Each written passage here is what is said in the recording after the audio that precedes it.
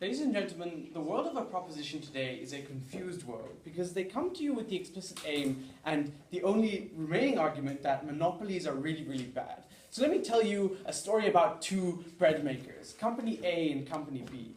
Company A makes bread, let's say we have two possible perceptions under their world, right? Company A and Company B both make bread. Company A is significantly better than Company B at making bread. That means it can sell it at 10 cents instead of 15 cents to Company B. What happens in that world is Company A undercuts all of Company B's market, right? Which means that Company A now owns the entirety of the market and has a monopoly under their side. The second situation is that Company A and Company B both know all the secrets and everything about the supply chain, etc., and both are able to make bread at 15 cents only. In that case, Company A and Company B both keep their same market share constant the entire time because there's no reason to buy from Company A instead of Company B.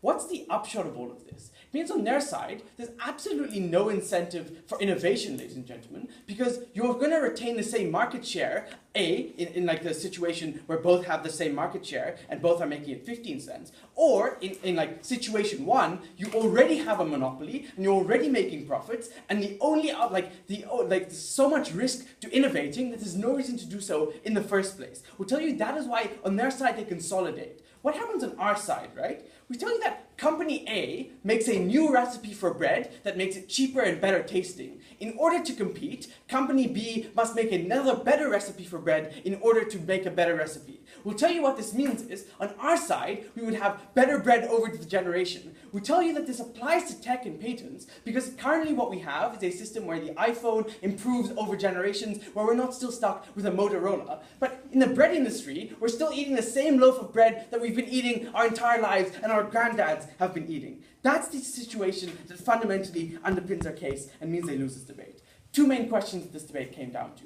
Number one was about rights, and it's crucial to understand here that the opposition never understood their burden at any point in this debate, right? Which was to say that we told you that this was a limiting of corporations' rights to private property, right? The idea here is that the only way in which this can be justifiable is if it achieves a certain end that you're unable to achieve in some other way, which is to say the only reason you encroach on someone's rights is because there's no other way to get the end that you want without encroaching on their rights. Which means when they tell us that the measures are not mutually exclusive and are all really, really good on their side and they want to implement them, they fail to understand that this means there's no imperative on their side to have any encroachment on private property. We think this loses them in the debate single-handedly because it means on our side, the principle of having the thing that you've worked as hard as you can for and owning that idea means that you won this debate. But when they gave you these ideas about vacuous ideas about how you're hindering other people's rights and the throwaway response in third about how you're pushing other people off their rights, we think they had no analysis to justify this and never said once why you were taking rights away from other people. In fact, when Ved told you about venture capitalists taking other companies and buying out other companies, in many cases, we think they failed to tell you why on their side it would be any comparatively better for the small guy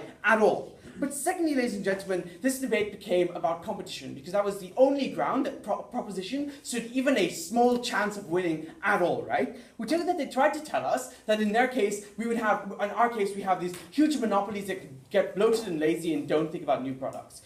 The important thing to think about here is that the tech industry is just not like this, right? The fact that they would give you the example of a single iPhone is that they don't recognize the fact that the iPhone came from the flip phone, etc., and that there's massive innovation in the tech industry over time. But also, ladies and gentlemen, they never were able to deal with the idea of consolidation. But more importantly, they never once respond to the arguments I give you in second about not getting patents and not being able to build on subsequent knowledge. Because when they tell you that you still get credit on their side, they never tell you why you would want that credit so much that you sacrifice giving your secret to the world and giving your company away when it hits scale. Ladies and gentlemen, they never had a coherent idea about how development works. They never had a coherent idea about rights. They lost this debate.